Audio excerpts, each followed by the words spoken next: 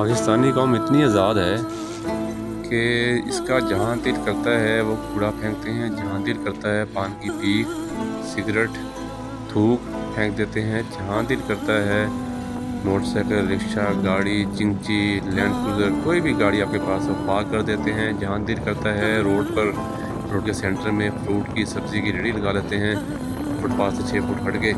तो जहाँ दिल करता है वो मोटरसाइकिल, गाड़ी, चिंची, रिक्शा को मोड़ने की कोशिश करते हैं और अक्सर हादसात का बायस बनते हैं, बगैर पीछे देखे कि कौन आ रहा है कौन जा रहा है।